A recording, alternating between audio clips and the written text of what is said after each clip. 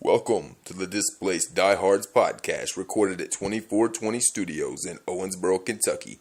Download a new episode of the podcast every Friday at displaceddiehards.com. Follow us on Twitter at Diehards Podcast. You can also listen to the podcast on iTunes and Stitcher Radio. And as always, watch us Saturday at 10 p.m. on Time Warner, Channel 72. Yippee-ki-yay. Displaced Diehards. Displaced Diehards. I am a Displaced Diehard. I am a Displaced Diehard. We are Displaced Diehards.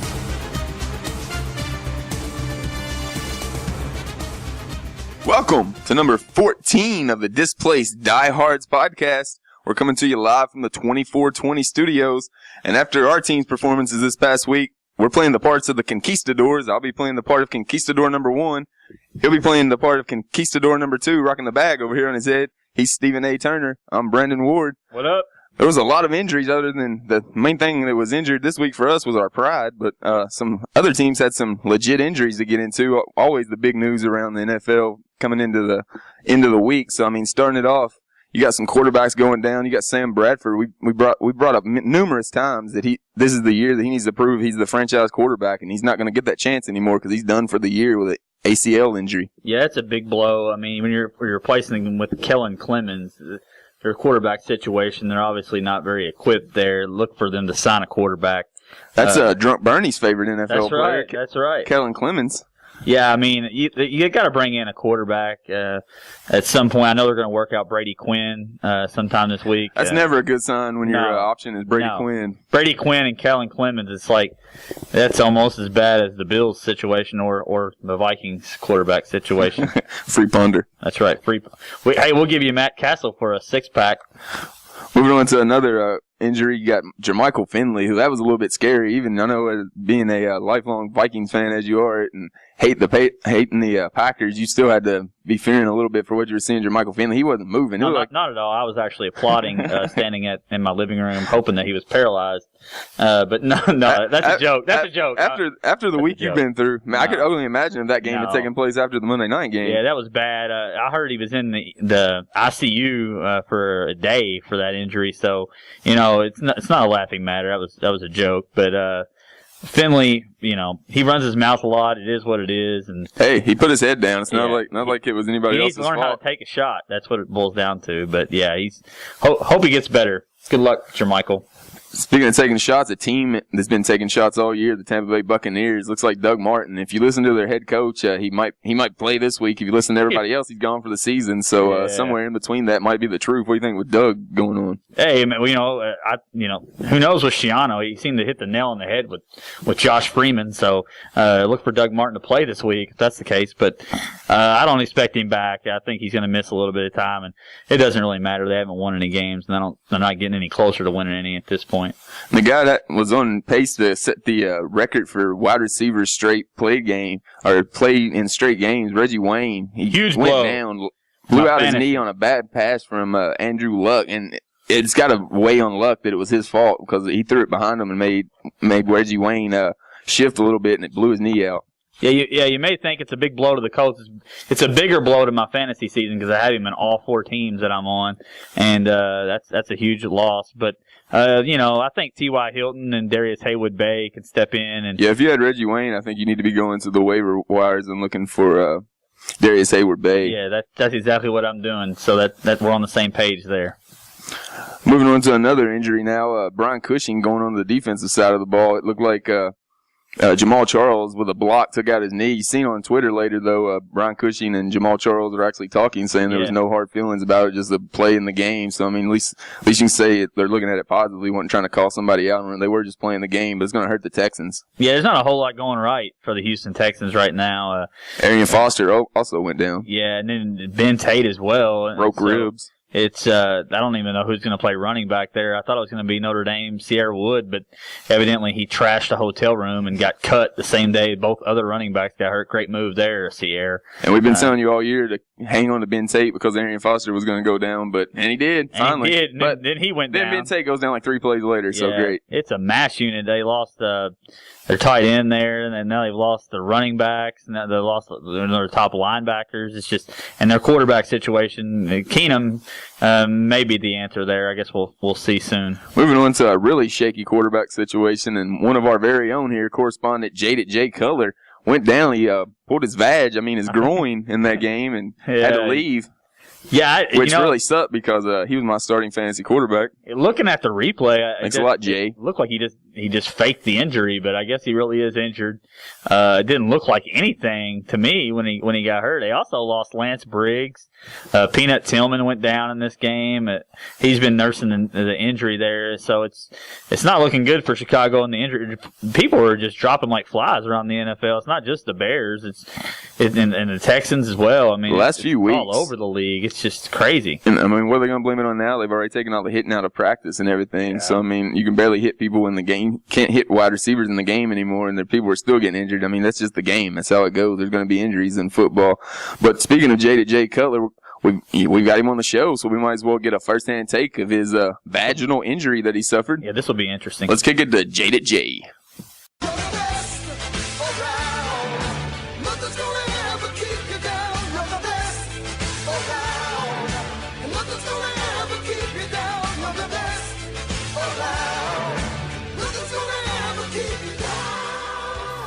Hello, football fans. It's me, Jay Cutler here. And before I get into the injury situation, I want to talk a little bit about the game. You might have noticed everybody's favorite young wide receiver, Alshon Jeffrey, out there, making Jay look bad again.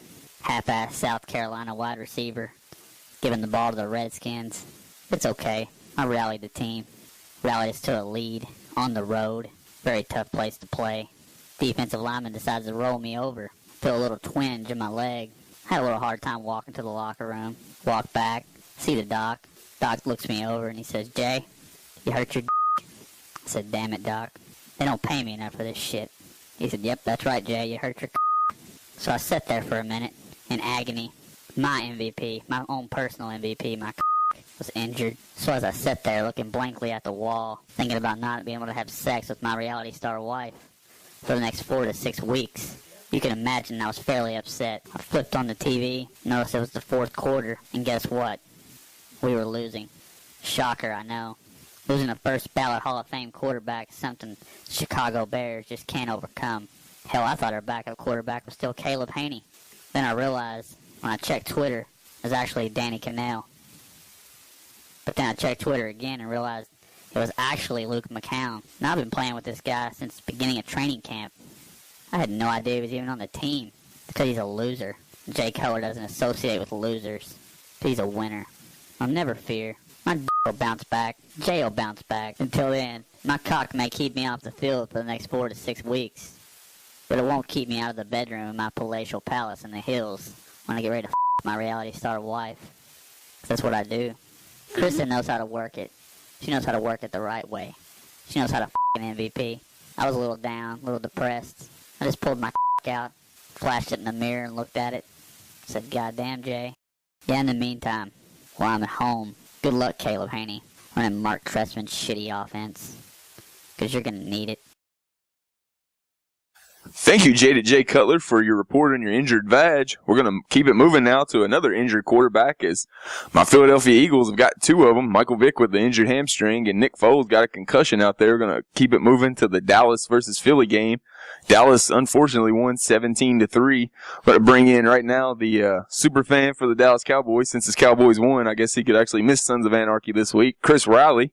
It's well worth it this week. I'll miss it for this week especially, just to say hi to all the Eagles fans, and I'll sort of gloat. Also going to bring in Eagles superfan Wes Prater.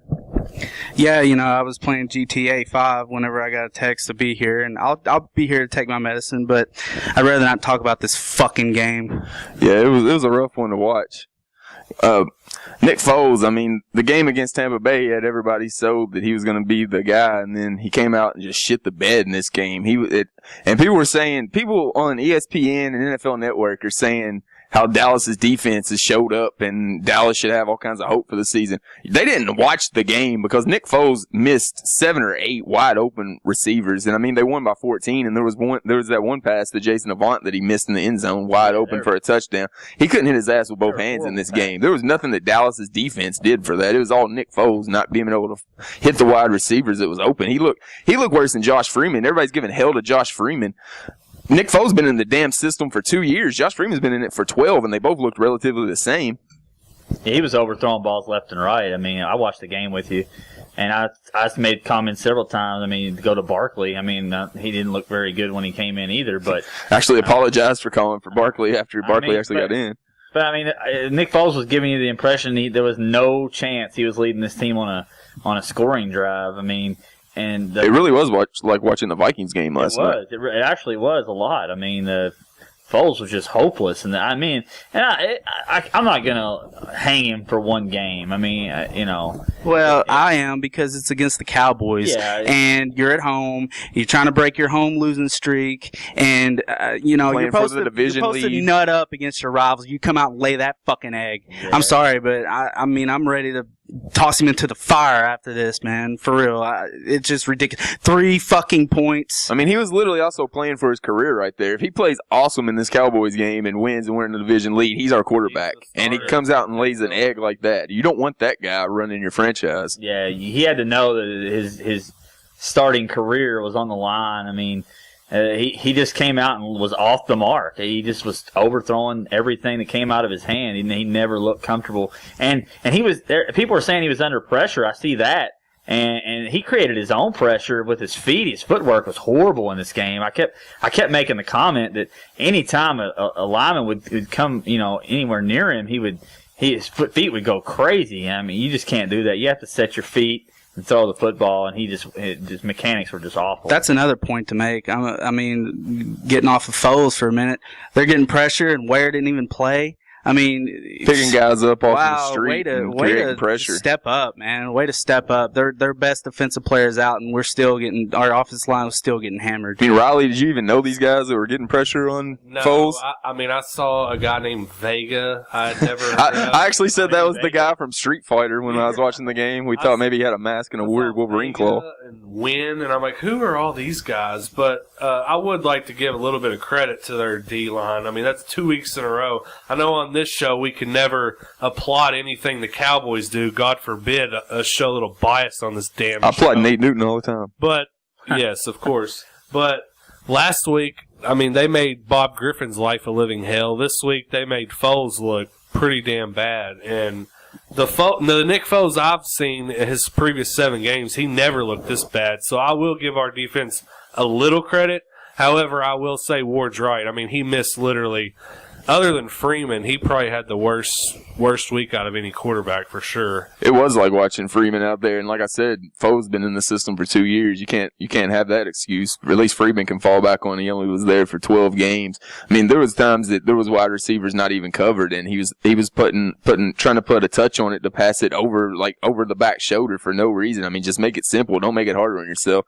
But where it is, Vic practiced today, took all the first team snaps, so hopefully Mike Vick's going to be back. I'd like to accept all the apologies from all the people that were texting me during that Tampa Bay game saying how stupid I was for saying Mike Vick should be our quarterback all season. Riley, I'm looking at you. I'd like to offer up an apology for that. Yeah. The backup quarterback, man, I lived it with Kevin Cobb. He was almost the exact thing as Kevin Cobb did. Kevin Cobb came in, looked like a god for a game or two, threw for 700 yards, set a record for first 2 starts and starts into a career, and then he goes to hell. I mean, that's just what backup quarterbacks do. You can't buy into them too much. Well, I mean, I got to be honest. I was high on Foles. I liked what he did, and I mean, I was expecting way more than what he did Sunday for sure. Well, yeah, I was actually expecting a win. I mean, we're at home with all the injuries like you talked about. We should be pumped up. We should want to end our home losing streak, but it's just another egg that we laid in front of our fans, and our fans don't fucking deserve it because they sell out the building every single home game, and they've been playing like shit. They haven't won there in over a year. In a calendar year, yeah, that's ridiculous. They're the Derrick Rose. It's a disgrace. Winning at home. Haven't done it in a while. If you're comparing my Eagles to Derrick Rose, I'm not liking that statement at all. That's a bad day in Philly whenever we're going to compare to Rose. Good point. The Eagles didn't show any heart Sunday, just like Derrick very Rose. True. So yeah, very Rose-esque. Here's another thing I have a question about. When I watched this game, I noticed that they, as bad as Foles looked, the defense looked great in the first half. They were getting after Romo with some exotic blitzes. They were making him uncomfortable. Mine and Wes's boy Vinny Curry was actually getting some playing time and was creating pressure. I mean, they never. That's who I was impressed with was Curry. Why did they change? And they were jamming the receivers. They were being very physical, pissing Des Bryant off. Des Bryant the whole damn game. My God. And then all of a sudden in the second half they stopped. My cousin was saying he thought Kerry Williams was a perfect matchup for Des Bryant because he said he thought he'd just get physical with him at the line and get him out of his game, and that's exactly what he did in the first half. And then the second half, they played back off the receivers. I don't get it. Why the hell would you do that? Because we have an idiot for a DC. I mean, we've had an idiot for a DC the past, ever since Jim Johnson died. We can't find a competent guy to just run hire Brian Dawkins. Please, just hire Brian Dawkins. I mean, it wasn't that bad. You're talking about a Cowboys team who's got a pretty explosive offense. You held them to 17. I know. I'm saying, but they changed the defensive philosophy in the middle of the game. They changed what was working. They changed what was working, and that's an idiotic decision. Williams scored his touchdown that slant was wide open. Yeah, because they gave him a 10-yard. Well, the slant's been wide open all year. We made stars out of Donnie Avery and Keenan Allen. That's what my fantasy starts every week this year has been whoever is playing against the Eagles is going to be catching those slants in the slot. We can't defend them. You think somebody might want to figure that out? You always say because they fucking suck. Yep, they fucking suck. They do fucking suck. I'm sick of this shit. Every fucking year, I'm sick of this. I knew we weren't going to be good this year, but, I mean, when your defense holds the Cowboys' offense to 17 points, you figure you're going to come out with a win. And the one game our defense shows up this year, our offense scores 3 fucking points. And now the next game, our offense will show up and our defense will allow 40 points. I'm sick of this shit. I'm going to ask to work every Sunday so I don't have to watch this shit. Well, you can't just hate on the Eagles all the time. We got a Cowboys fan here. What did you like from the game? Did you find anything positive, or do you think the Eagles just shit the bed that bad that we kind of handed you that one? Well, as far as it's going to take me a while to think about some I liked, but some I've been thinking about. Y'all have been praising the Eagles' defense. What I saw more of anything is Dallas on first down they could do a good job of getting 5-6 yards, and then second down they'd run the ball, make it 3rd and short, and then they didn't have Murray in there to get that first down. They were running with Philip Tanner and freaking Randall. Randall did a good job. He only had 19 carries, but Philip Tanner he was garbage. Randall got most of his yards in the second half. Didn't he? Once we were playing off of everybody and he was finding space. Once again, just another stupid move by our DC. I think we left a lot of plays out there on the field, but I mean, I do give the Eagles a little bit of credit. But as soon as they started backing off in the second half, I was like, what the hell are they doing? They dominated Williams and Bryant in the first half, and now they're backing off and giving them what they want. Yeah, they stopped bringing the pressure as well. They stopped bringing the extra guys. That's Romo's favorite pass is to give Des Bryant a 10-yard cushion so Des can stop 6 yards, catch it, and then make a move. Absolutely. And the Eagles just played right into that, and that first series, we just moved at will down the field. I mean, not very often a team loses their best defensive player, a candidate for Defensive Player of the Year every year, not just any defensive player, and then they lose their starting running back, and you see a team get dominated. You know what I mean? Especially our offensive line. That was the worst part. Especially the offense is what I'm talking about. It's just the pressure that they gave up with no Anthony Spencer and no DeMarcus Ware in the game is absolutely inexcusable. I thought the offensive line was going to be the best part of our team, and they just regressed from even what they were at the beginning of the year in preseason games. I don't know what's up with the offensive line. How do you guys feel about my boy Sean Lee, though? He looked fantastic. Is he somebody y'all can look at, like a Jason Witten, somebody that you don't hate just because he's... I hate Jason Witten. He reminds me more of Zach Thomas. How can you hate because he's a Cowboy.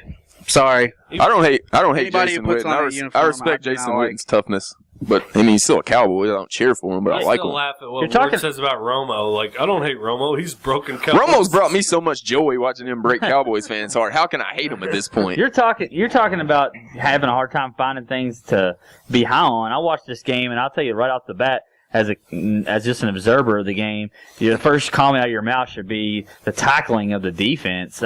It was just unbelievable. Shady McCoy has made a career this year out of juking guys and making guys miss, and the Cowboys defenders were bringing him down upon first contact. It was I didn't see him miss very many tackles at all in the game. Yeah, Shady was apologizing after the game, saying he think he was doing too much. But I mean, everywhere he went, there was a Cowboy there waiting to tackle him. I just think, I hate to bring up this person's name and give him airtime on. You better not say Tebow. No. Jason Garrett. Marcus Vick. I actually halfway agreed with what he said on Twitter. Like, if Vick would have played, I thought some of those runs McCoy had, we would have been focused on Vick, and McCoy would have broken free. And that's what I've been saying since the Vick injury. Yeah, you've been saying it ever since he got injured that McCoy was going to hurt from it. Yeah, and I mean, this game, it showed this game. Everything Ward's been saying all season pretty much came true. Yeah, but they couldn't throw the ball at all in this game. Why are you gonna honor their passing game when they're doing when Foles can't even come within 20 yards of a wide receiver? I mean, obviously you're gonna focus all your attention on McCoy. To me, that's more of a brutal. I think that's more once the game flow started and they seen that Foles was off. But this was at the beginning of the game they were focusing. I mean, coming off the game last week at Tampa Bay, you'd think they would at least be strategizing to have to guard against Foles. If I'm a defensive coordinator and I'm playing the Eagles, the first person on my mind to stop is Shady McCoy.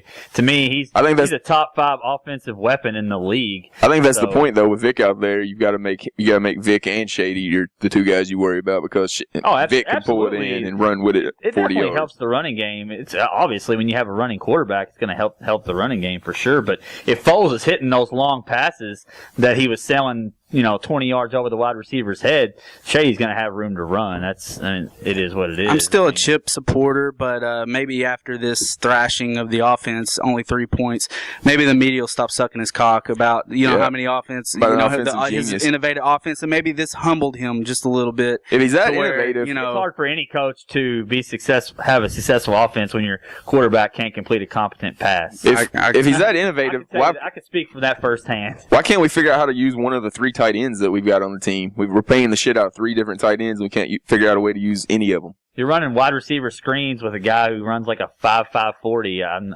confused by that. The 60-yard field goal was puzzling as well. Yes, absolutely. That was a bad Alex Henry can't even make a 47-yarder. You're going to give him a 60-yarder. I'm nervous as hell at 40 with Henry, and he's going to give him a 60. Pull from this game, absolutely. If you're an Eagles fan, you just got to put it behind you and move on. You're still right in the thick of things. I mean, speaking of weird decisions, we'll go ahead and kick it to the guy that makes a lot of weird decisions. He's notorious for it. He's the owner. He's the GM.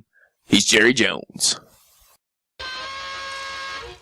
Because I wanna be a cowboy, baby. With a top left back and the sunshine shining. Cowboy, baby. This is Jerry Jones, owner / general manager of the Dallas Cowboys, here reporting for the Displaced Diehards podcast. As you know, I am a very excited man this morning, as my Dallas Cowboys sit atop the NFC East Division after they beat the Philadelphia Eagles.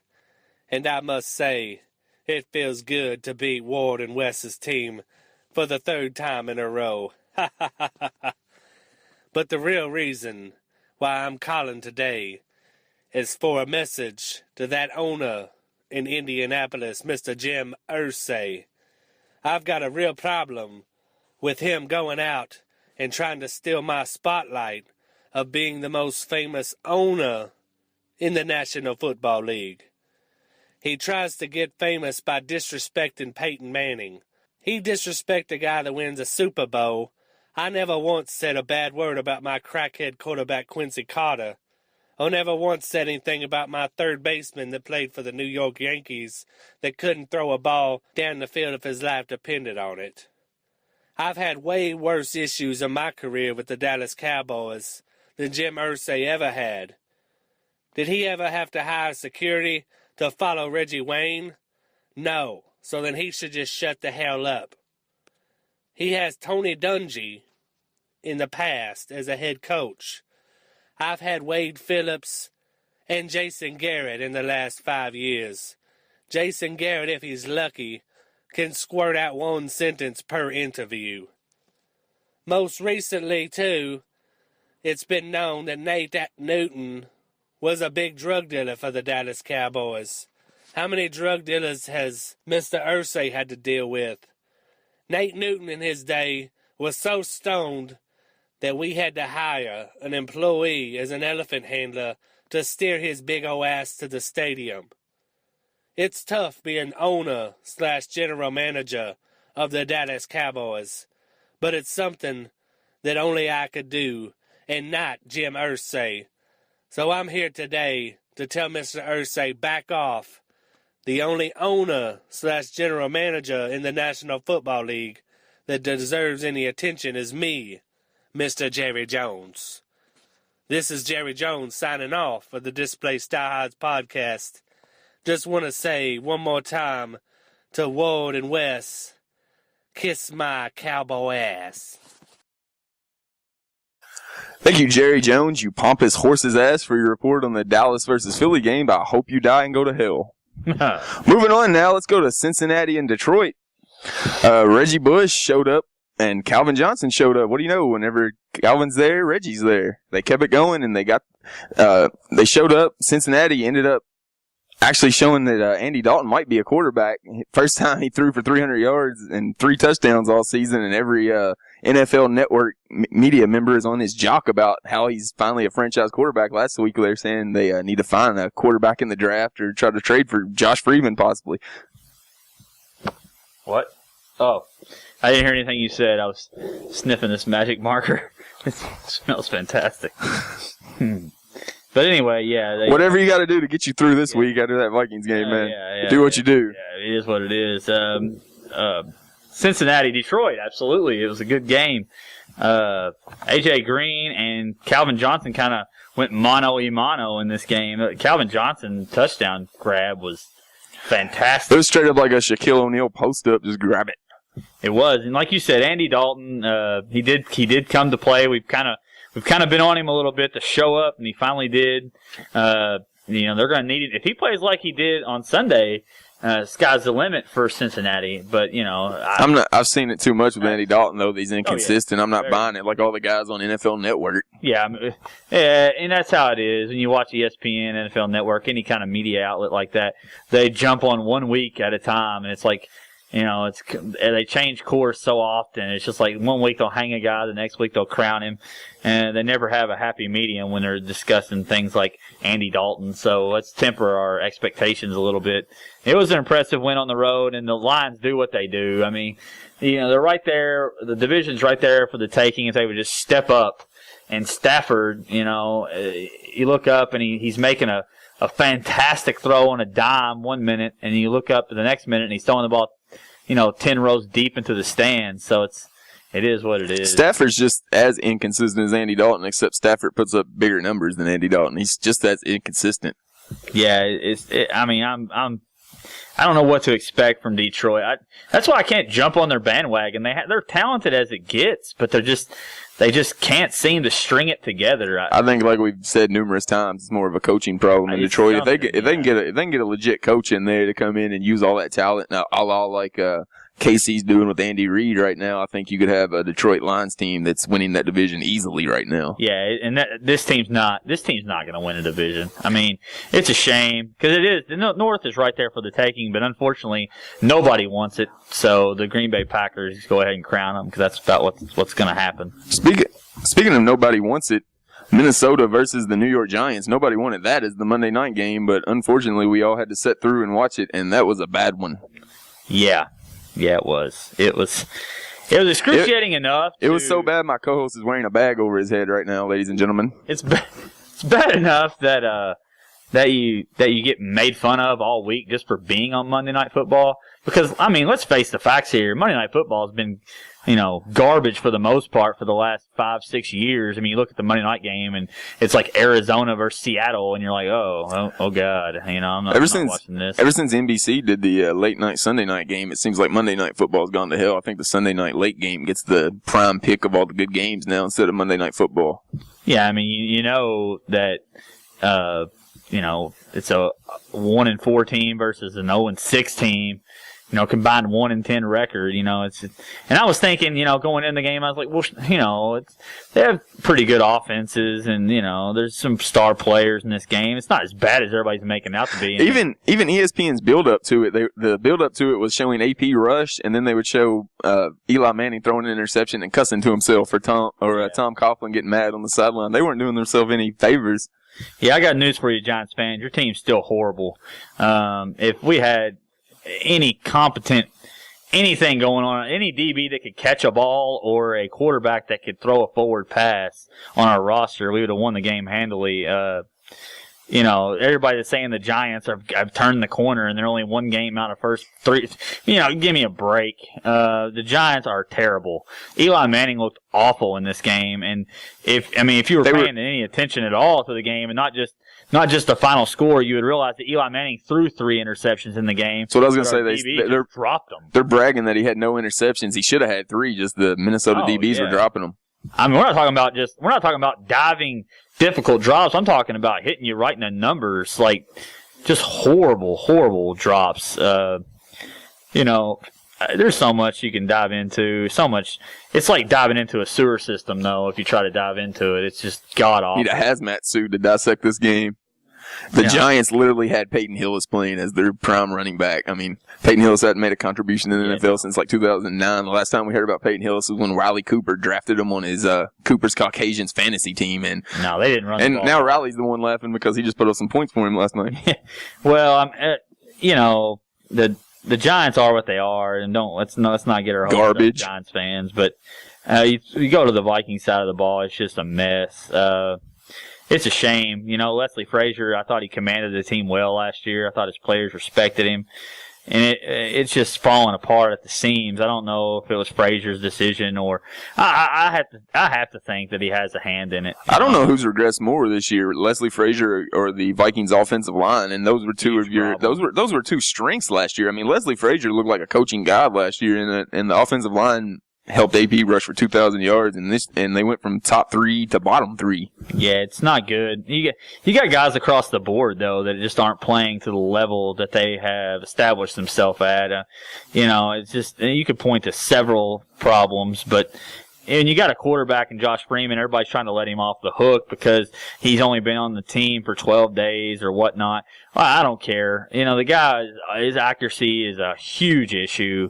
He's the worst quarterback on our roster right now, if that tells you anything. I think his accuracy came from getting blitzed as much as he was in rush. And the thing is, John Gruden brought up that he couldn't even audible out of plays whenever he could read the defense. He didn't have the audible down to be able to change it. I'm looking at Josh Freeman's career, and I'm not seeing him read many defenses. Well, that's just my opinion. I'm not asking him to be Peyton Manning, but at least root him in or whatever. If you got a wide receiver running wide open across the middle of the field, it has nothing to do with knowing an offense or being under pressure. You step up and you deliver the ball, and he wasn't even in the vicinity of the wide receivers. Well, I still attribute to him getting rattled right off the game. I mean, he had a lot on his plate, and then whenever you're getting rushed, you're not it really. Definitely doesn't help. You can't really judge. I mean, he's going by where he thinks those wide receivers are going to be. He's not looking at those wide receivers at all. You got to remember, he's just going by what he thinks they're going to do. Whenever he's getting rushed and he's processing 12 days worth of information on Monday Night Football, it's not like he's watching the field like he should be. I mean, he was throwing those balls to where he thought wide receivers should be. No question that coming in on 12 days doesn't help the guy, but I don't care if he's gone through a training camp and he has rapport with the wide receivers or not. I mean, he's overthrowing guys going like they're going out of style. He's throwing the ball 10, 15 yards out of bounds. I mean, he's not giving his players any chance to make plays. And the only thing that I saw from Freeman that I liked was his pocket presence. But you know what? You can have as much pocket presence in the world, but if you can't throw the ball to a wide receiver, then I got no use for you. I mean, the Vikings have pretty much said we don't care about this season. We hope that Josh Freeman can be our quarterback, and we're going to sacrifice everything including embarrassing losses, including fans that pay thousands upon thousands of dollars for season tickets, including guys like Jared Allen who are trying to win championships, guys like Adrian Peterson who's giving his heart and soul to the team, and what they're telling they're spitting right in those guys' faces, and they're saying, you know what, we don't care. We're going to play Josh Freeman because we think he may be the guy. Well, you know what? When the draft comes along, you're going to be looking for a quarterback because Josh Freeman is not the guy. That you heard it right here first. And when the Vikings don't win another game the rest of the season because they're saddled to this guy, then everybody's going to be looking for a job. You hear me, Rick Spielman? It's your move, buddy. So you know what? You live with it. If you don't, you're looking at a guy right here that can't even walk down the street. I got a damn Vikings license plate on the front of my car, and I'm halfway embarrassed to pull into a damn gas station today because people are looking at me like I've got the damn plague or something. And this is embarrassing. It's flat out embarrassing. And you know what? I'll be there week 17. We might be 1-15 or 1-14 going into the last week of the season, and I'll be there. I'll watch every fucking snap. But you know what? It's not going to be any damn fun. And it's embarrassing, and I get texts from people mocking me on Twitter and Facebook, and, I wear a fucking bag on the podcast. I mean, this is embarrassing. It's a flat-out joke. You got First Take spending 2.5 hours talking about how bad your team is and how it's the worst performance in the history of Monday Night Football.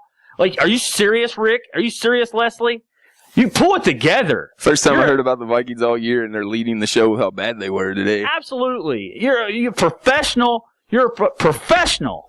You put Christian Ponder in at halftime of that game, and you win the ball game last night. If you're playing to win the game, like Herman Edwards said, you play to win the game. You don't play to see who might be your quarterback next year. I ain't got time for that shit. I'm here to win football games. I don't care about next year. I want to win now. I don't want to wake up on Tuesday morning and feel like I've been kicked in the balls all day long. I don't want to feel like that. Rick, Leslie, I'm talking right to you. What? Bill Musgrave. Why the hell is it? Problem. Why the hell is it lightning and thundering in here right now? What in the hell's going on? We didn't mention Tebow. What in the hell's going on? So Stephen A. and Turner, you've suffered enough. I understand your anger. We will take now upon the Rainbow Bridge known as bypass to the land of Asgard, where we will celebrate and put these woes behind us. Yeah! I'll see you later! Wow, I absolutely have no idea what just happened to Stephen A. Turner. A rainbow bridge appeared in the studio, and now he's gone to another dimension.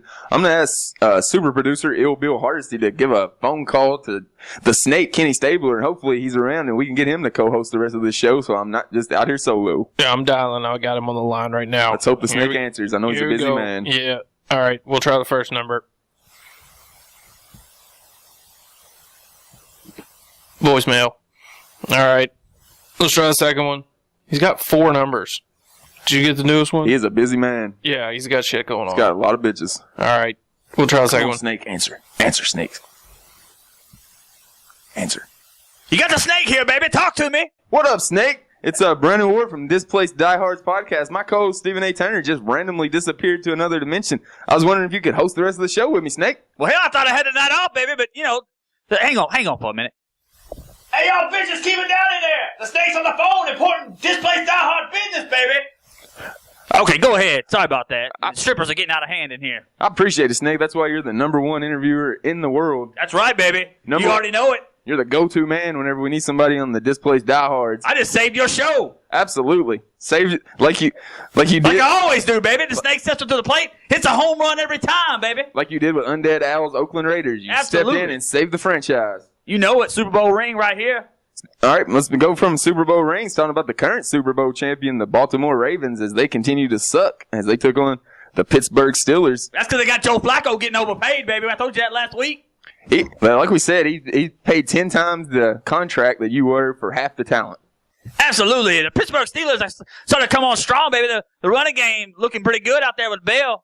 What do you think of Roethlisberger? People were saying that he was holding the ball too long in the beginning of the season. It seems like now it looks like more of a Pittsburgh Steelers type offense pre Todd Haley being offensive coordinator.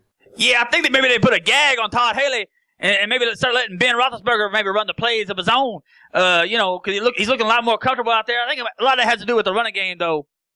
The running game. Speaking of that, you got to ask with the Ravens. They've got nothing on the running game. Ray Rice averaging 2 yards a carry this year. And the Snake tried to tell him last week, baby, you got to get the ball to Ray Rice. You got to, because you depend on Joe Flacco. He's going to drive you right into the off season. That was my exact words, and they're heading right there for it. No playoffs for the Ravens, baby. And people were saying it's Ray Rice is starting to run down because of all the carries he's had over the last few years. And then they put Bernard Pierce, who looked great last year, in, and he's got the same average as Ray Rice. So, I mean, is it the Baltimore offensive line? They got a little offensive line problems.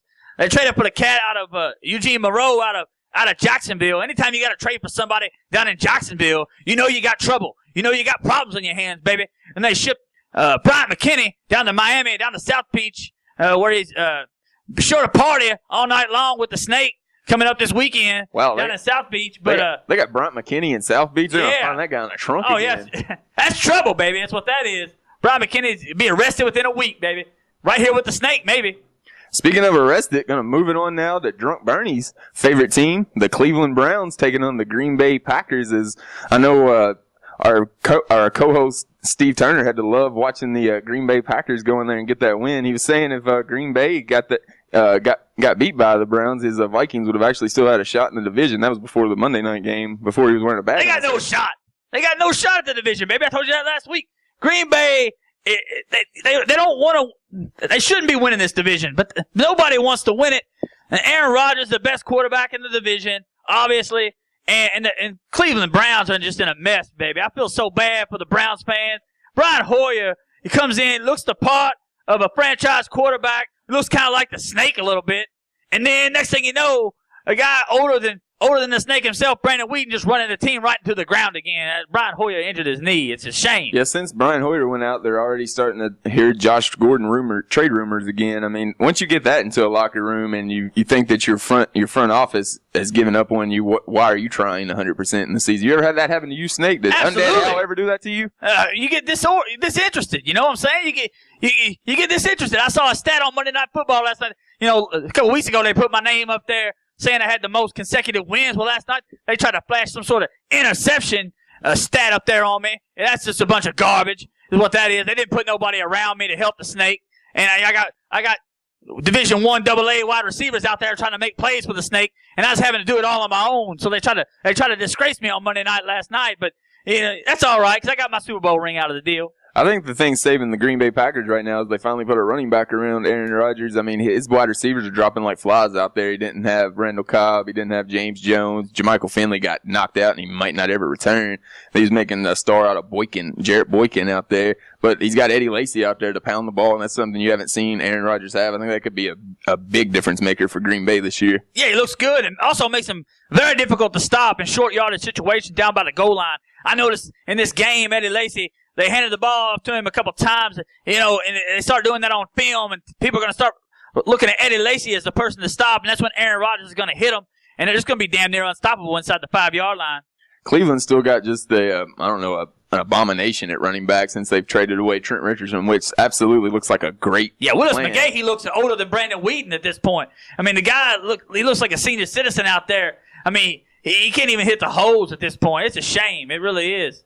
Speaking of Cleveland quarterbacks, I know your boy Drunk Bernie watched the game. He still owes me money, by the way. He still hasn't paid you for that? Still hadn't paid me. You went and bailed him out of jail, and he isn't looking out for you. Alexis still got bombing in it. That is absolutely. I ain't cleaning that shit up. That is absolutely absurd. I ain't cleaning it up. I'll pay one of these strippers to go out there and clean it up in a minute, and then Bernie's going to owe me even more money. Well, maybe next time we'll just send his check for his segment to you this time, Snake, so you can pay for your Lexus to get clean. That's a good idea, baby. Let's go ahead and make Drunk Bernie earn his money now and hear from Drunk Bernie on the Browns.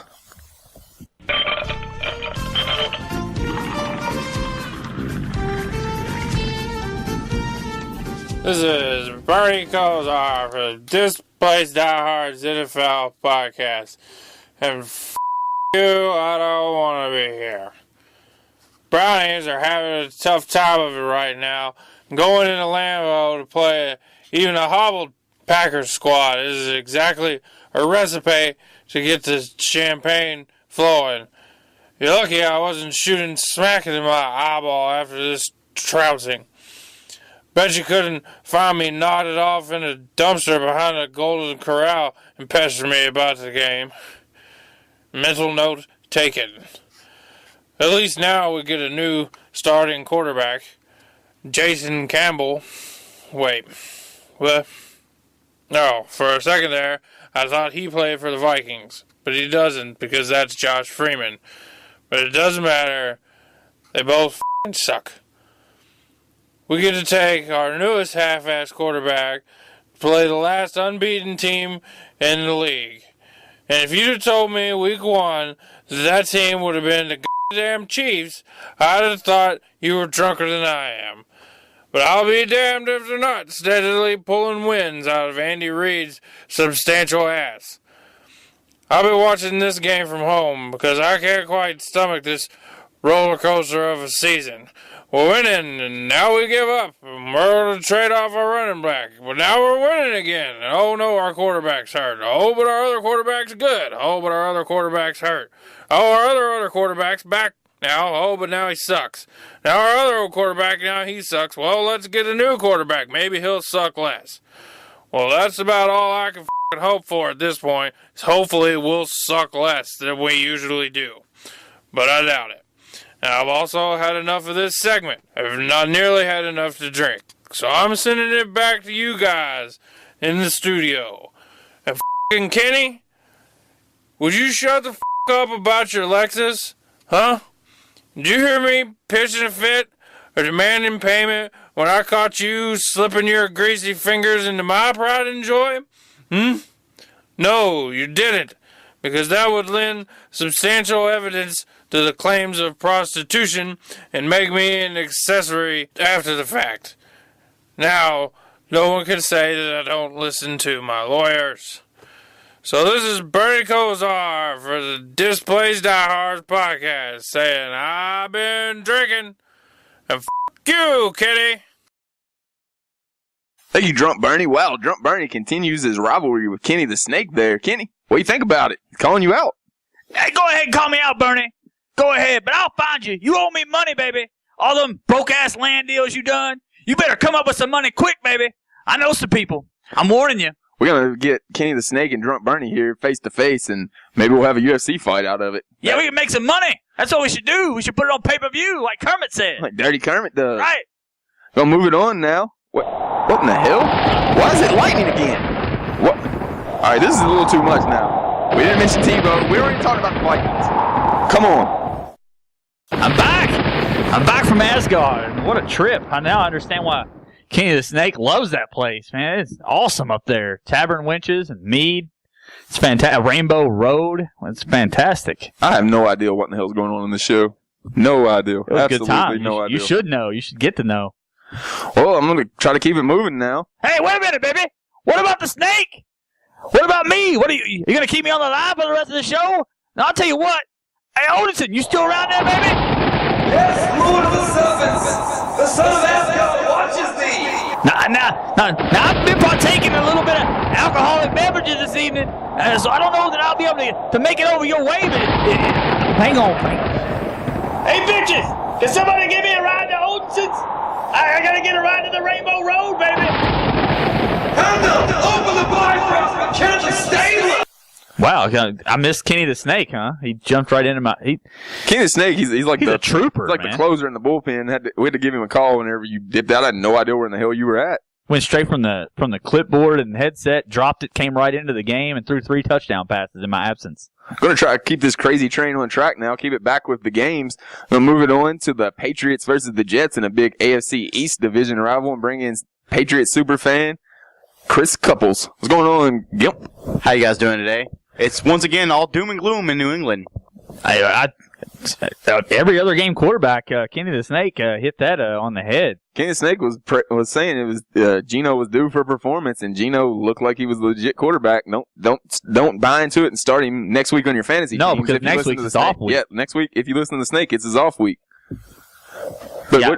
I know you're not used to seeing too many losses, especially against the Jets. Those really got a sting in Patriots land. I mean, what'd you think went wrong there, Gimp? what went right for the offense at least. I've been talking about the defense every week. I come on the show, I talk about the defense, and after you lose so many starters, so many Pro Bowl caliber starters, it's kind of hard to keep that up. And I really felt that was. I can't say that was the biggest fault because the offense never clicked and never got into the groove that we're used to, at least. I mean, they allowed the Jets 30 points. They lost 30-27 to the Jets. Well, yeah, the Patriots defense at the beginning of the year wouldn't allow 30 points. The defensive injuries are definitely starting to catch up to the Patriots, and you can see it. I mean, like you've said last week, you're not going to replace Will Fork. You can bring somebody in a spot, but you're not going to replace that guy. Well, then losing Mayo last week. Mayo and Talib. You put Hightower in his spot, and he gets beaten coverage constantly. So, he's too slow. He doesn't react fast enough.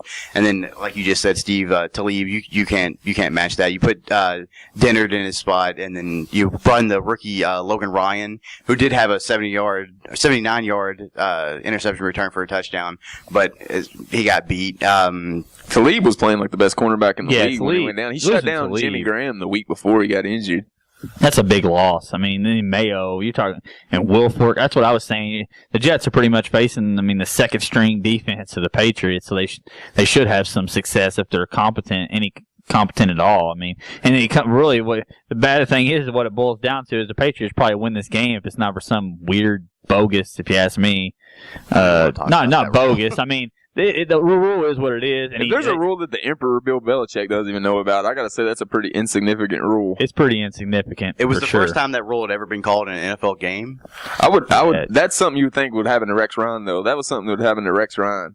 Is that he wouldn't know that's a penalty now, and then he'd call out every ref on national TV and then have to apologize the next day. That don't happen to Bill Belichick. No.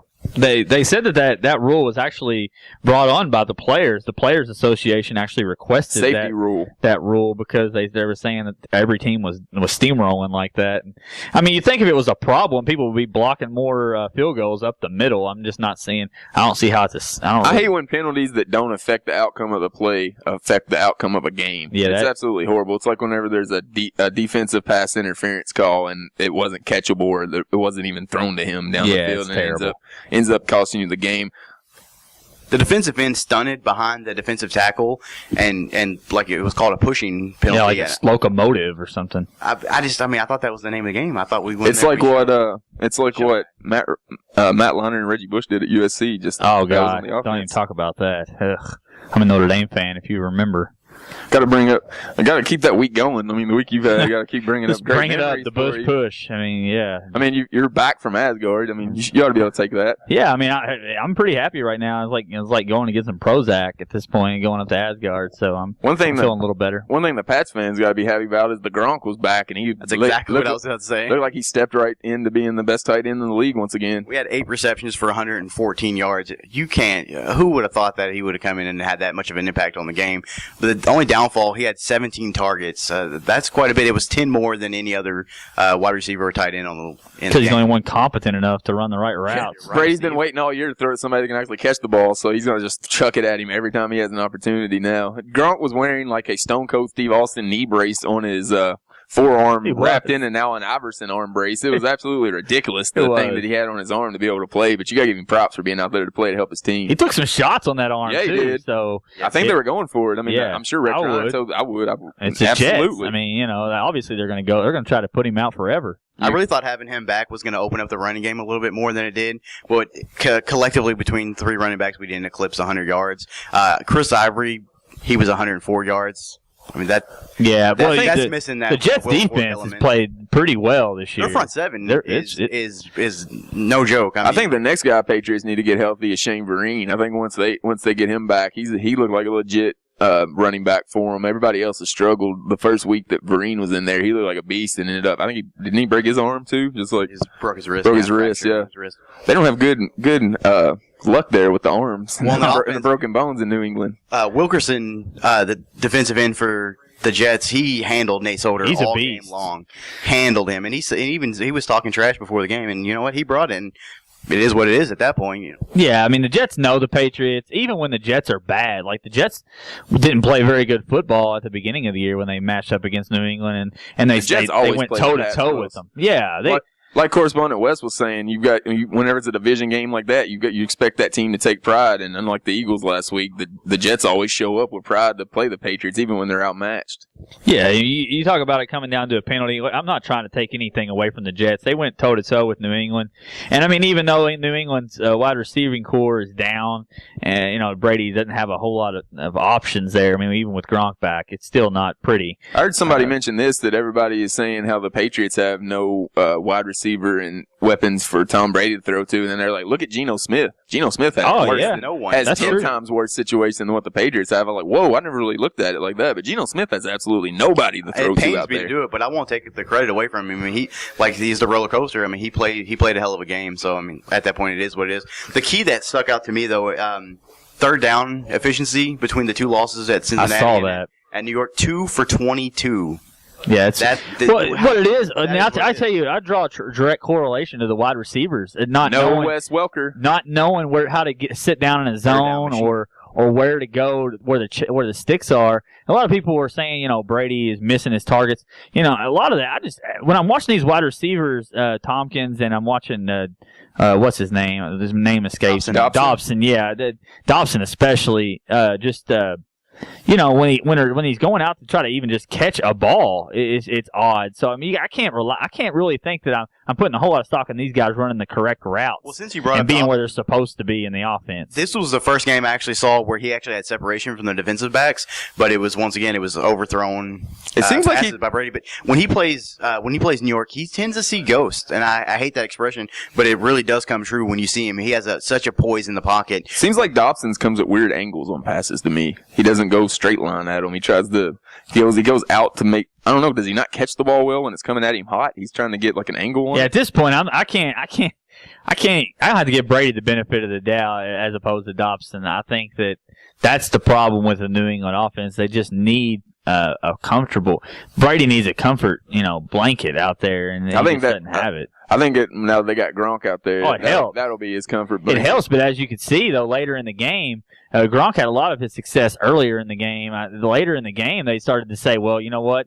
We're not going to let Gronk just beat us. I mean, we're going to put everybody we got. We're going to put Tony Gonzalez on him.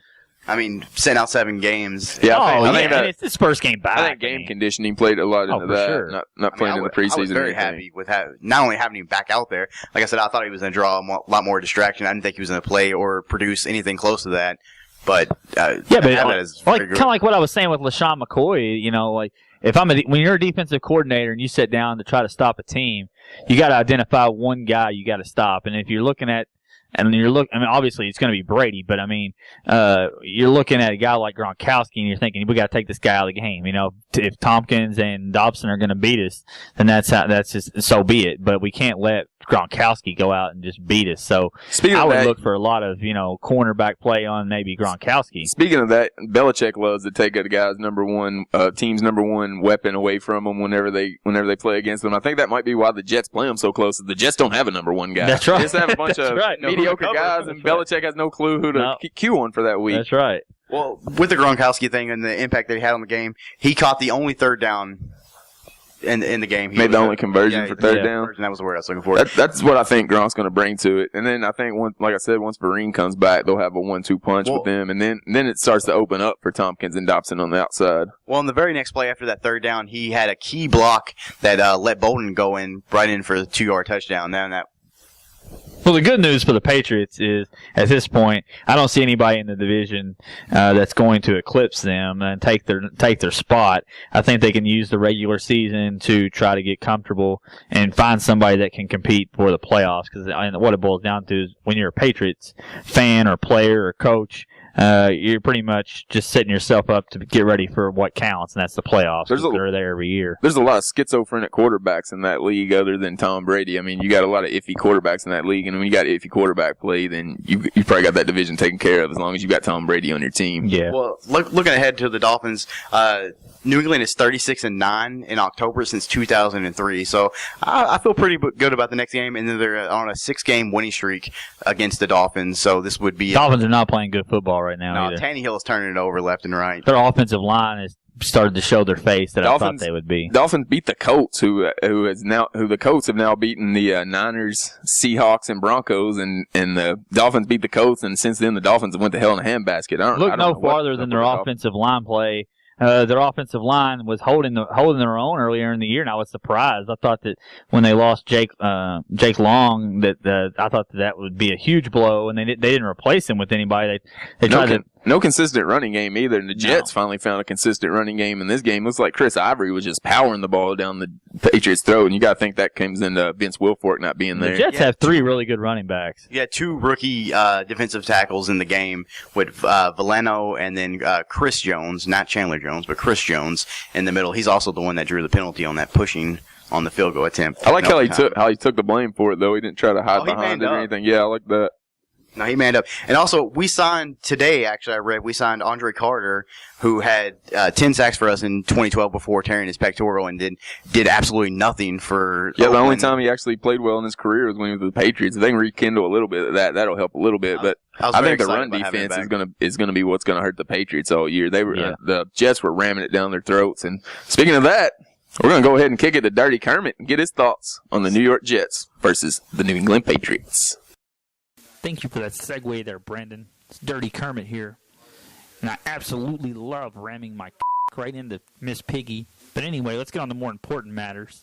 How about the New York Jets, huh? How about that? How about those Patriots, huh? You see Tom Brady walking down the street with a limp this week because we've been him in the ass. That's right.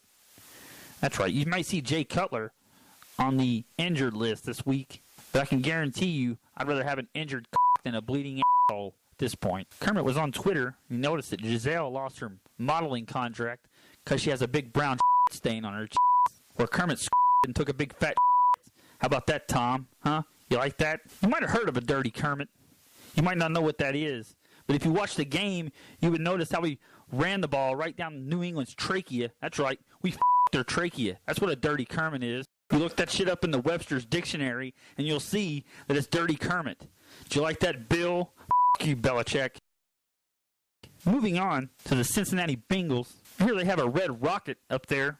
Well, Kermit's got a red rocket, too. He's going to shoot it and shoot a big all over Paul Brown Stadium, just like Miss Piggy's hole. You got that, Bengals fans? Huh? You like it? We'll see you next week. So I hear Nick Lachey's a big Bengals fan. You, Nick Lachey. You might not know this, but your new wife, Vanessa Milano, she was on the Muppet Show one time. I took her behind Gonzo's toy box and her Froggy style. You like that, Nick Lachey? Just like my f***ing Jets are going to rip your f***ing Bengals on Sunday, you bitch.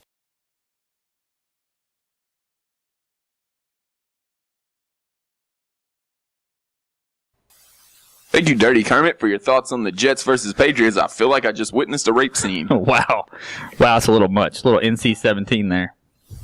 Gonna try to clean it up and move it on to some football now. Let's go to fat-ass Andy Reid, staying undefeated, 7-0, taking on the Houston Texans. I pick them to lose every week. I'm just waiting for the axe to drop on them. It'll be the week that I actually end up changing my tune and picking them. Will be the week that they fall off the wagon. I don't know why you're doing that. The way the damn Eagles franchise is cursed, fat-ass is gonna leave Philadelphia and probably go undefeated win the Super Bowl this year. Yeah. I mean, Houston is a mess.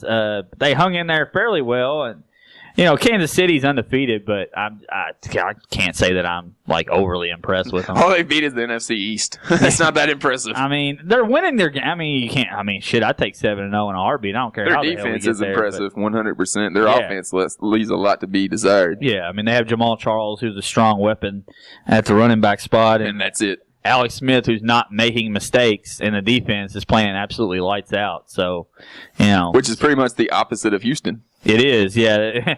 Turning the ball over left and right in a defense that's underachieving like crazy. And their quarterbacks keep throwing pick sixes.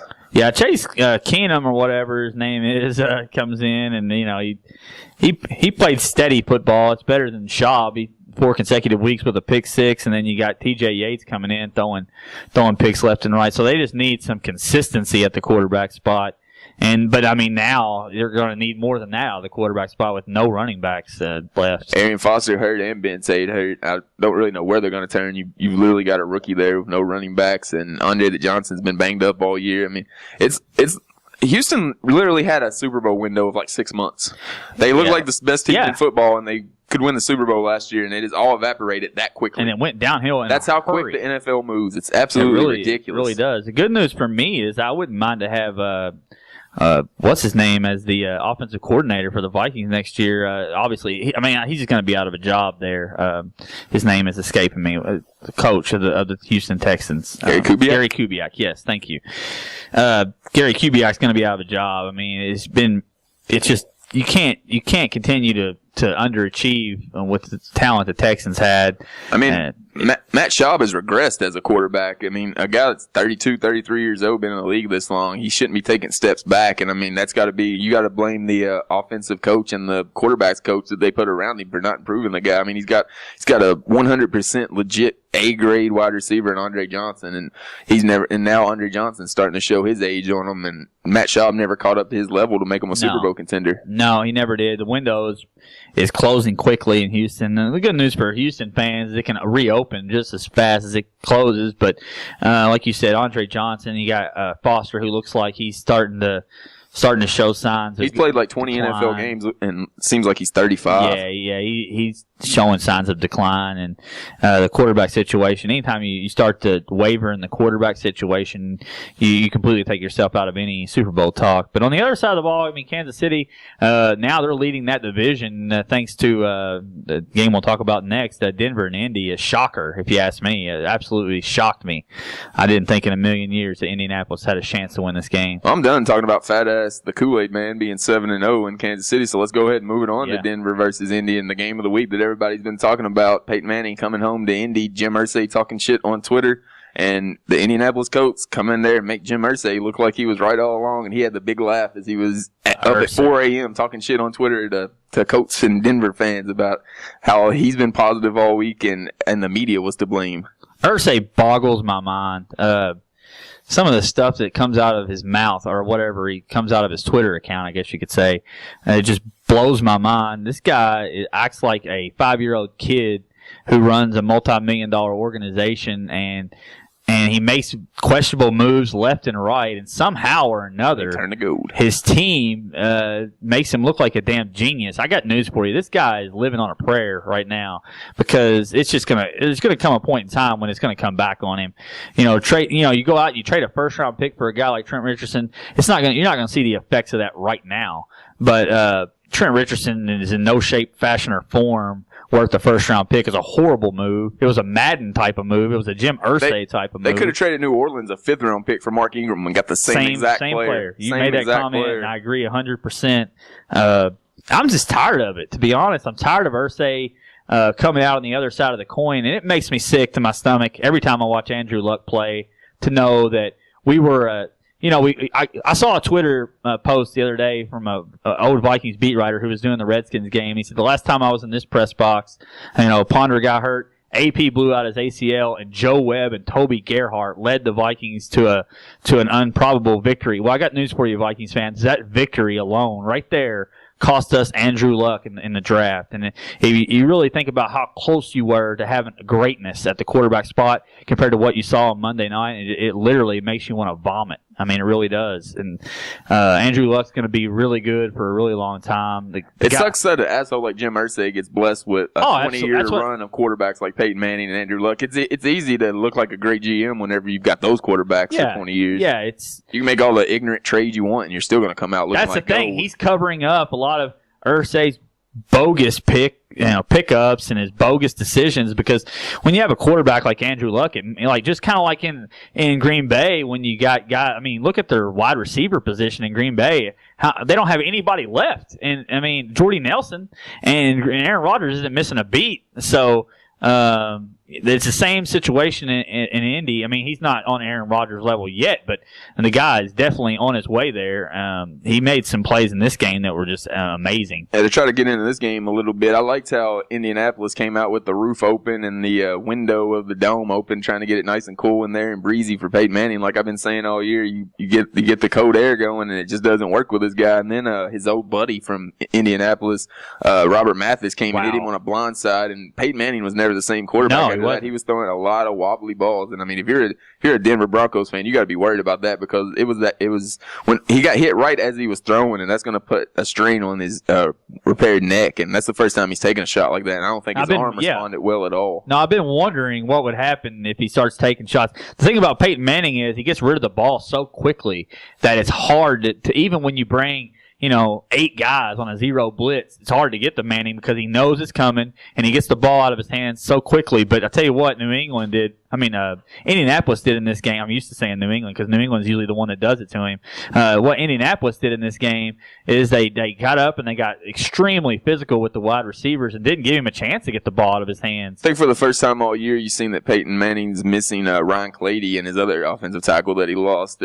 We said, the tackles and the guards are the most important players on the team when Peyton Manning's your quarterback. And you say there it is again, New England. The Indianapolis coach gave him the recipe. Not every team's going to be able to play Denver this way. Let's not get ahead of ourselves. You can't get New England out of your mind because it's burnt into your memory that segment we just heard, Dirty Kermit talking about Dirty Kermit. That's true. The Patriots. I'm just used to New England being the one that dominates Peyton Manning with Tom Brady, but it is what it is. Manning, he got hit, and like you said, he was throwing a lot of ducks. I'm not going to look too far into it. I did like his response to that. He throws a lot of wobbly touchdowns. Yeah, he said he threw a lot of wobbly passes last night. He's like, I throw a lot of wobbly passes, also throw a lot of wobbly touchdowns. He does. I mean, I'm not going to get too crazy over the top on it. Denver showed they were human, though, and their offense showed that it can be stopped. Why are they putting Hillman in and taking Moreno out of the game in goal line situations? Absolutely ridiculous. No need for that whatsoever. No. That's like a Leslie Frazier decision right there. I can't wrap my head around it. I watch Broncos games a lot because I have several Broncos players on my fantasy team, and I had Noshawn Moreno, for example, and every time they get inside the red zone, they put Ronnie Hillman in the game. And Noshawn does all the work, and they get inside the red zone, and Ronnie Hillman comes in, and the guy's fumbled in the red zone like 4 times this year. He had a real problem in preseason. They were making him carry the ball around like Omar Epps in the program. Not just that, but he doesn't. He never scores. Like he'll get 2 or 3. He's not a goal line back. He's not a guy built like Peyton Hill is. I don't get it. In the Monday night game, he's not that type of guy. I don't know why they put him in there. And then what happens when they get into a situation? After they've ran him 2 or 3 times in the red zone, they picked up a first down. They get down to the 3 or 4 yard line. Then they put Noshawn back in the game. So I'm not understanding that. That was a huge point in that game where I thought maybe the Broncos were going to actually steal one right there at the end, and Hillman just with a huge fumble. Indianapolis is now beating the Broncos, the Seahawks, and the Niners. That's an impressive resume. And a huge game, too. I mean, this game was built like the Super Bowl. There's no huge games in this week coming up in the NFL, but we're going to go ahead and kick it to our predictions segment and get into those games. Yeah, we'll go ahead and get it started with the predictions. I'll start it off down in Tampa Bay, where the Tampa Bay Buccaneers, the winless Tampa Bay Buccaneers. Yucks. The Displaced Diehards original, Mike Glennon, taking on my Carolina Panthers and Luke Kuechly's defense. And Steve Smith might be ready to hit somebody in the mouth, but I'm taking the Carolina Panthers to beat the Tampa Bay Buccaneers. No surprise. Yeah, I think Cam Newton's one of those inconsistent quarterbacks where he has one good game and one bad game, and I'm expecting good Cam to show up this game. Give me the Panthers. How about we head down to the Superdome, a home of Hurricane Katrina, and the New Orleans Saints, as they'll be taking host to the Buffalo Bills. And I'll tell you what, the Buffalo Bills might have a little better quarterback than I thought they did, but I don't know that he's good enough. Thad, surprising people in I don't think Thad's going to outdo Drew in the old Katrina Dome, so I'm going to go with the Saints. Yeah, I'm not buying in on Thad to beat the Saints. Give me the Saints to take over New Orleans like Katrina. And now we'll head to the only undefeated team left in the whole entire NFL. Who would have thought that? Arrowhead Stadium. And your guy, Andy Reid, Kansas City Chiefs, hosting the Cleveland Browns. Joe Bernie's team. Yeah, I'm a little drunk trying to get Cleveland out of my mouth. Is that trip to Asgard? I was trying to get Francis out. Francis is Cleveland Browns. He'll come in and steal your bike. That's right. He's going to try to steal Andy Reid's bike in this one, but I'm afraid that Alex Smith's going to run protection, and that defense is going to hold him off. I have no confidence at all in Brandon Weeden. I was high on the Weeden. I've sold all the Weeden at this point. I'm going to go with the Kansas City Chiefs. That was that fake weed, I think, that Brandon Weeden was selling. I don't think that stuff is not very good, and neither is 84-year-old Brandon Weeden. No, Kansas City Chiefs all the way in this one. Yeah, give me Andy Reid to roll in there like the Kool-Aid man and take it out.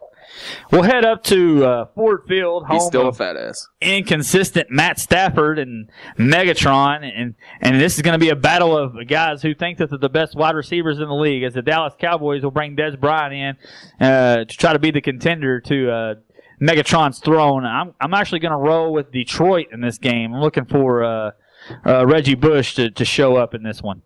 I'm going Detroit. Fuck you, Jerry Jones.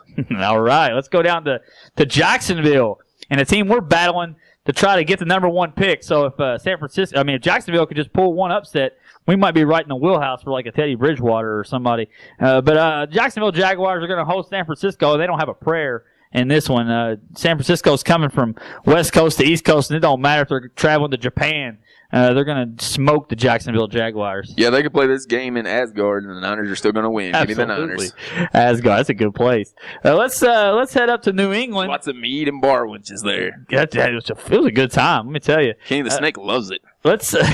He's there right now. Let's go up to New England, home of Gimp's New England Patriots, and their half-ass wide receivers and their all-pro tight end. Gronkowski will be starring in this one. Steve Austin, elbow brace and all. That's right. They're going to host the Miami Dolphins and inconsistent Ryan Tannehill.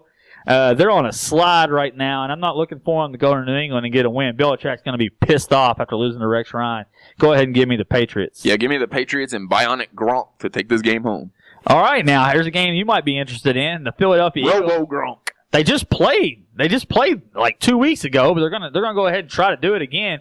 They're playing Sling Blade Manning, and I'm telling you, after watching Sling Blade on Monday night, he is definitely Sling Blade. Did you see the sack that he took from Jared Allen, where he looked around and he tried to figure out where Jared Allen was? If you get a chance to find a picture of Eli's face, the still frame of Eli, look at it. He thinks his offensive lineman just sacked him. It is absolutely hilarious. This is the funniest thing I've seen all week. I'm going to go ahead and roll with the Eagles in this one. The Giants are awful. Yeah, the Giants should have lost by 3 touchdowns if Christian Ponder was in the game. And that's saying something. That's saying something. I hate if Christian Ponder was in the game since his first throw in the NFL, and I'm saying that. But my boy Mike Vick's supposed to be back in the game, so give me the Eagles. Absolutely. Let's go down Fly, to Eagles, fly. Dirty Kermit. I don't know if you want to go down to Paul Brown Stadium after what Dirty Kermit said, but the Cincinnati Bengals are going to be playing host to Dirty Kermit's New York Jets. Go ahead and give me the Bengals. I'm going to go with the Jets here. I think the Jets are on an upswing, and their defense is nasty. Nastier than Dirty Kermit. Our first differing opinion of the day. Geno Smith's an every other game quarterback. I got to roll with what Kenny the Snake taught me. I think Andy Dalton's just like that, though. Yeah, this might be like one of those 9-6 games. But anyway, I'm going to roll with the Bengals. You're rolling with the Jets.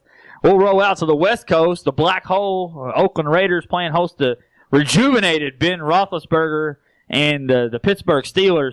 I'm going to roll with the home team in this one, believe it or not. I'm going to roll with the Oakland Raiders. I'm not buying into Pittsburgh at this point. The Oakland Black Hole that sucks all good football out of the realm of reality. Give me Oakland. All right, there you go. Let's go up to Mile High. If it's still snowing there, I'm interested to see how Peyton Manning is going to do. In the inclement weather, it's already starting to get cold and yucky out in Denver. They're going to be playing host to the Catfish and the Washington Redskins, and everybody's starting to jump on that bandwagon, thinking they're going to make another run like they made last year. Not going to happen. Denver's going to win big in this one.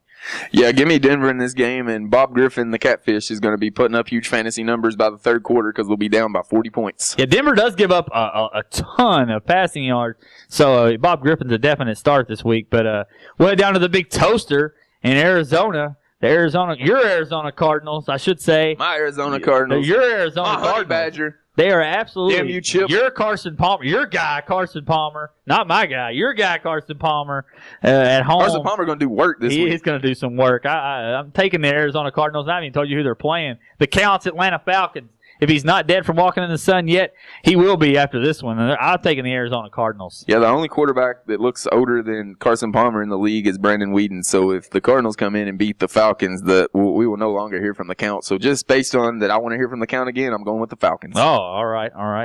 I don't think it's going to be a battle of age there. O.C. Humaniora is 76 years old, chasing Carson Palmer, who's like 47. It's going to be interesting to see. It's going to be like a race at the nursing home. If it's a battle with age, I'm going with Arthur Blank because that guy's like 973. That's true.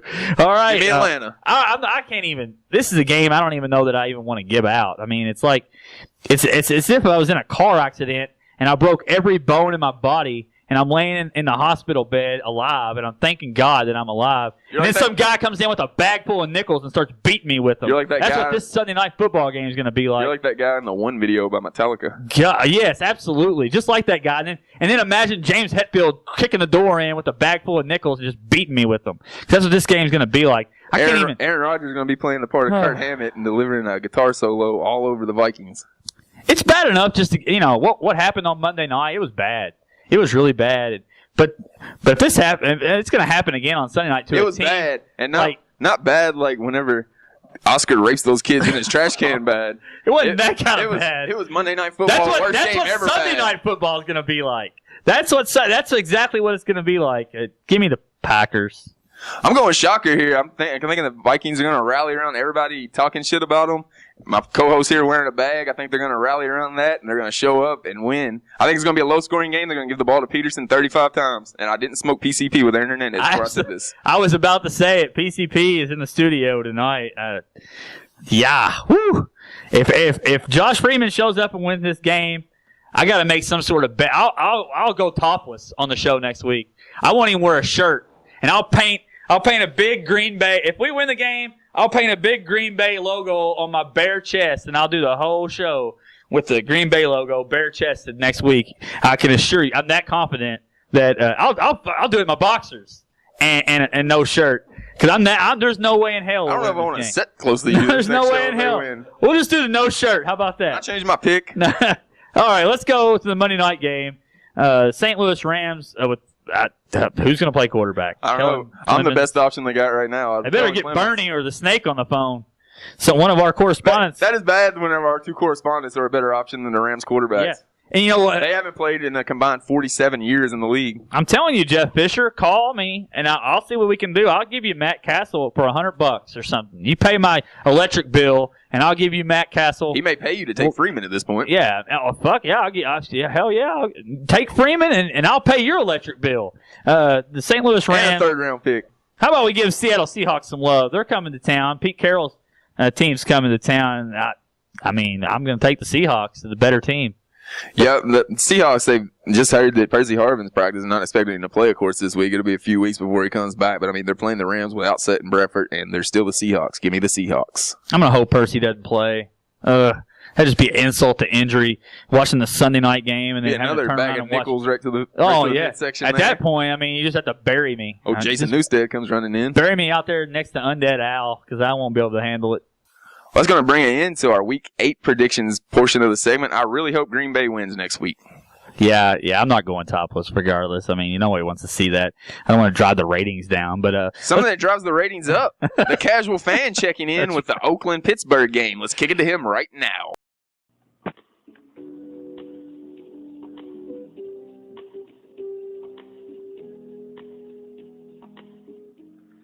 Hello once again, and welcome to the Casual Fan Report here on the Displaced Diehards podcast with me, the Casual Fan Reporter.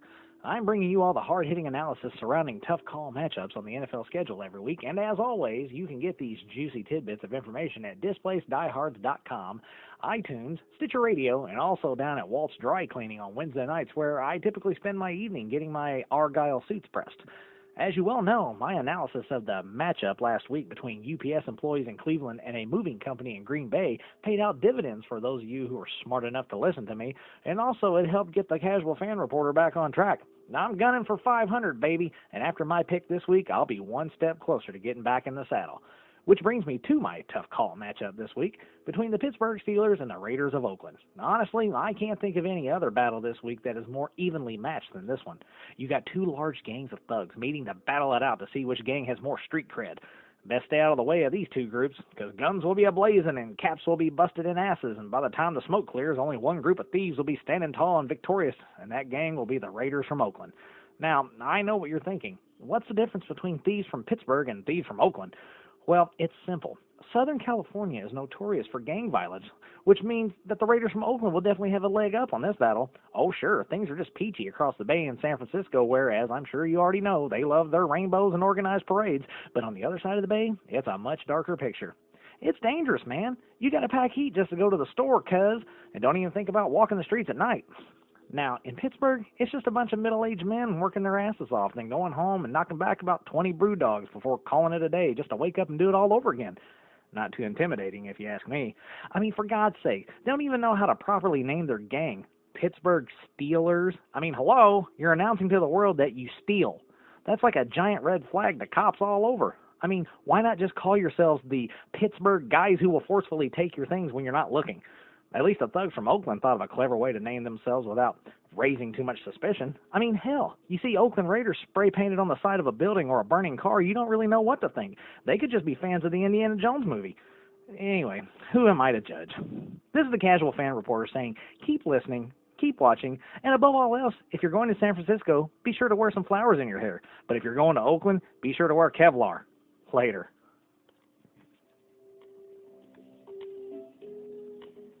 You know, I don't believe for one damn minute MC Hammer was from Oakland. He strikes me more as a Sacramento kind of guy. I don't know.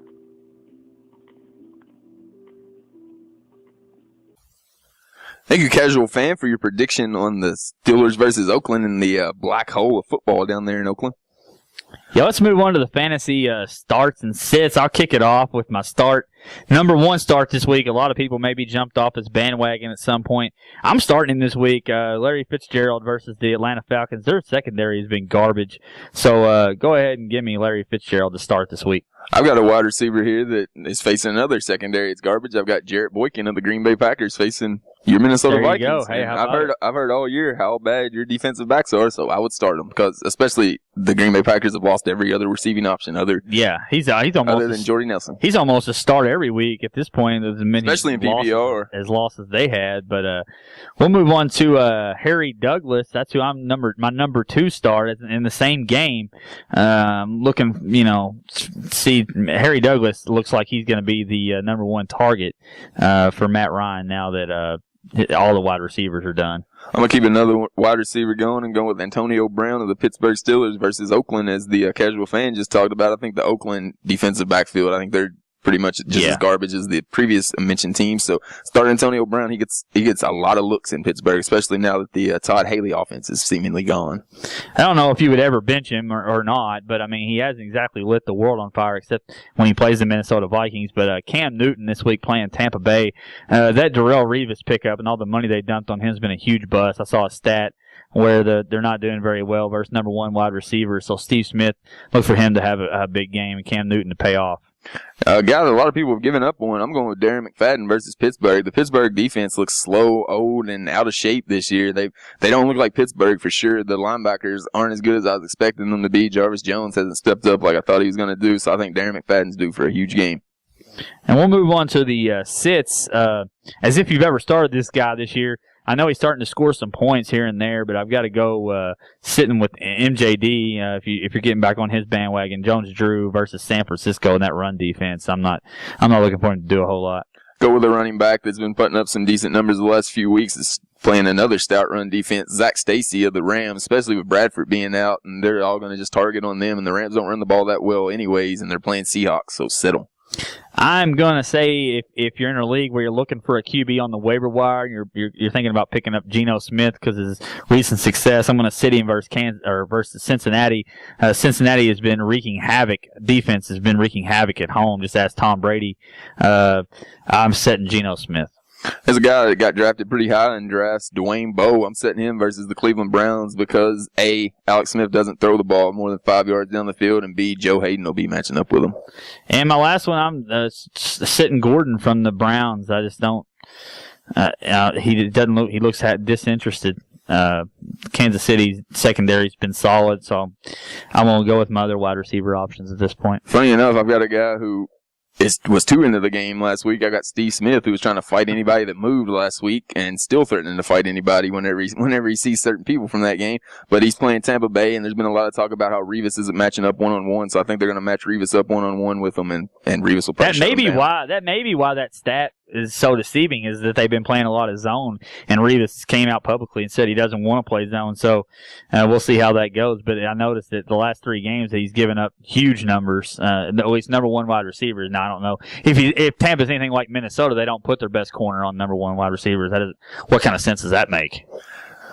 Well, that's going to bring the end to our show. We've had a solid show, a lot of good guests. I got to thank the Snake for saving our ass, checking in whenever you checked out the Asgard to go get drunk and forget about the Vikings. But I'm going to remind you, you can download the podcast every week at DisplacedDiehards.com. Follow us on Twitter at Diehards Podcast. Like us on Facebook /DisplacedDiehards. You can listen to the podcast also on iTunes and Stitcher Radio. And you can watch the show every Saturday at 10 p.m. Channel 72 on Time Warner in Owensboro. Yippee-ki-yay. Skeeter Dickin.